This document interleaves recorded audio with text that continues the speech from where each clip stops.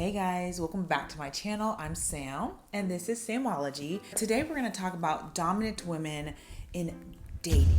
If you're dating and you're coming across a few dating hurdles, girl, I got you. Today we're going to talk about the top 4 dating mistakes that alpha dominant women are making when it comes to dating. In order for a relationship to work, it has to have that male energy and that feminine energy in order for it to work. So if you're dating and you are a alpha woman, then it's critical for you to tap into your feminine energy. That's your superpower. So let's go over 4 mistakes that you're probably making if you are an alpha woman that we need to correct in order to get whatever you desire out of a man. So first and foremost, we are no longer problem solving. Contraire mon frere. We already do that at work. We already do that in our family life, with our kids, with our family. We're not doing that with our man. So when you problem solve, that is a masculine energy. So now you've put him into a feminine role and you've turned into the masculine. Women, we don't want to be in our masculine all the time. That actually leads to a lot of issues like health issues, a lot of stress, a lot of hormonal issues. So you just don't want to be in your masculine all the time. If you have to be more masculine at work for 8 hours, that's one thing. But when you get home, you should luxuriate with being in your feminine.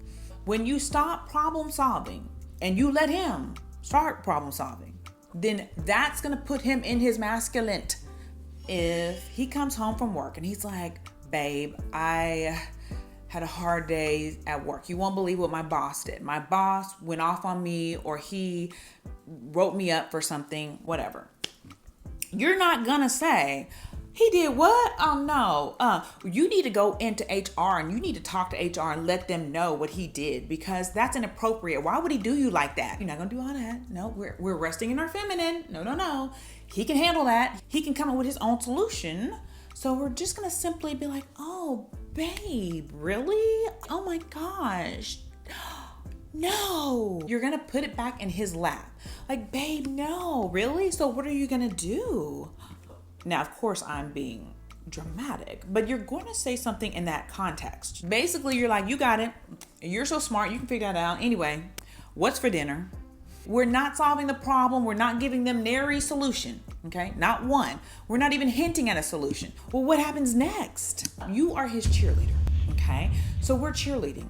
I know you got this. Like, babe, you are such a hard worker. I know you can come up with a great solution. Or I know you're so valuable to them. Pump his ego up. That's what you're gonna do, okay? That's your role. You cheerlead. What this does is this pumps his ego up and his masculinity up to the next level. He knows my woman believes in me. Like, she believes in me. If she believes in me, I should believe in myself. This helps him find the solution. So let me think of what I can do. Okay, let me think of the maneuvers I need to do. Maybe I need to talk to some coworkers, some male coworkers or masculine female coworkers, and figure it out, right? But he's not coming to you for solutions. What happens is, as strong, independent alpha women, we always try to come up with a solution, not even giving him an opportunity 9 times out of 10. You're basically ostracizing him and making him feel like, well, what you need me for? A man has to feel needed. He has to feel needed and valuable. So we're going to do that by letting him solve problems, especially his own problems. And the more a man solves problems, the better he gets at solving problems. We want him constantly solving problems because he gets good at it. Men now, you can barely ask them a question. What should I do? My car stopped. They be like, I don't know what you should do, because they're not used to even solving problems, because either their mom's helping them out, a sister's helping them out, the girlfriend's helping them out, the wife. Everyone is helping them to solve problems, so they're not able to think when a problem rears its ugly head. They're like, well, I don't know what to do. A lot of men nowadays are like, they're so in their feminine. They're like, I don't know what you should do, huh? So we have to keep them in that masculine. This will rev up their thinking skills, right? You get them thinking, have them thinking on their toes. Number 2, as an alpha woman, A lot of us, we love talking about our accomplishments. We love talking about all the things we own and have and investments and this and that, because we're used to doing that in the real world. Especially if you've had to work in the corporate world, you're used to resumeing, is what I would call it. Just spewing out your resume. I went to college here at Stanford.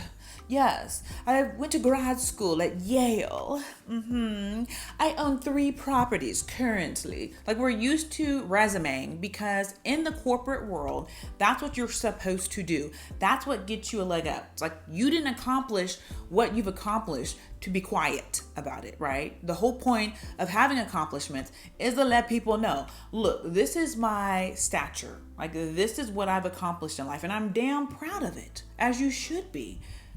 But when it comes to dating, you cannot resume to a man. He doesn't care. That's not a turn on. That's masculine. And so you have to be more obscure with some of your accomplishments, because number one, they don't need to know.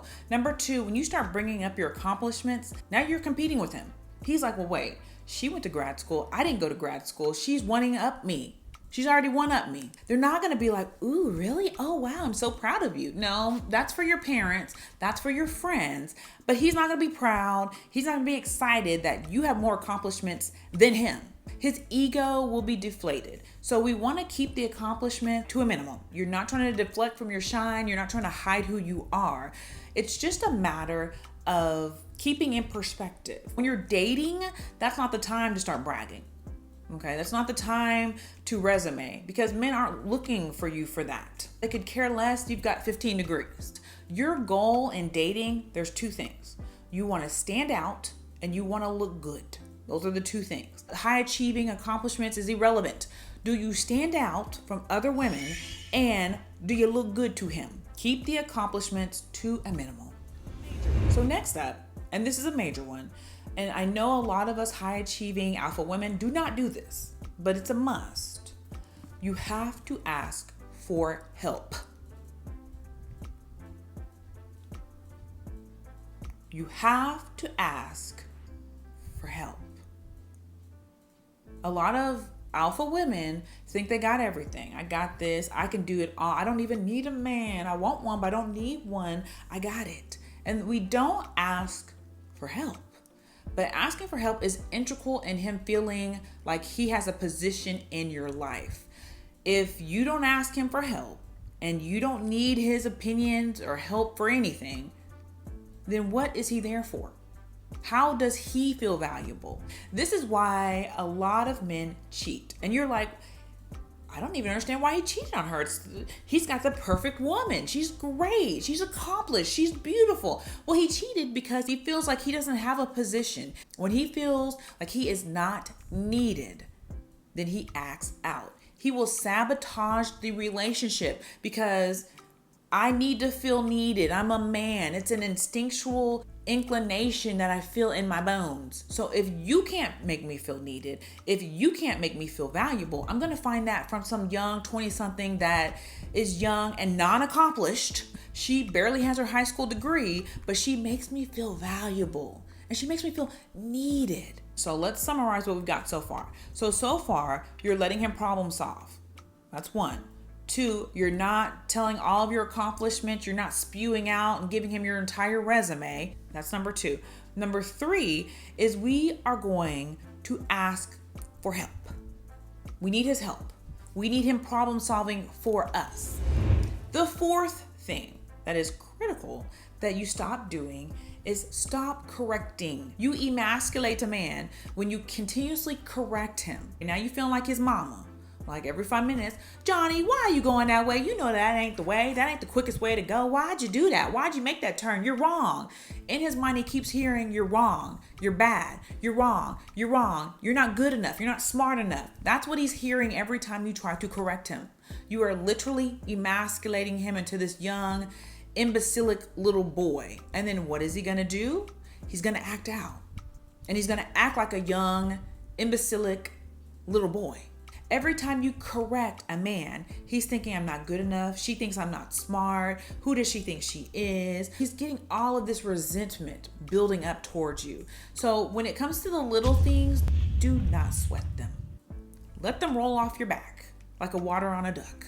So these are the 4 things that I personally noticed that a lot of alpha dominant women are doing wrong in relationships. So these things set you up for failure because men will build the resentment. They'll build the hatred of you and you don't even realize it. And so you don't realize it until he's cheated on you, until he slept with your sister, until he's dogged you out to his family and friends, until he ups and leaves one day because he can't take it. And mentally he's harboring all these emotions. So you want to be that soft, gentle, feminine sounding board for him. You want to be that feminine energy. And the only way to do that is by taking heed to these 4 mistakes. If you notice that you do any one of these 4 mistakes, stop. And I promise you what you'll notice is a whole different man, a whole different experience. He will treat you like gold because your relationship will become invaluable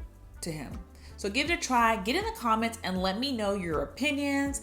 Let us all know if there's some other tips or techniques that you personally use to help you get into your feminine. And also check out my website. It has a lot of great information for you if you are in the dating field. So don't forget to do that. I'll put the link down below. And as always, I'll see you beautiful ladies later. Bye.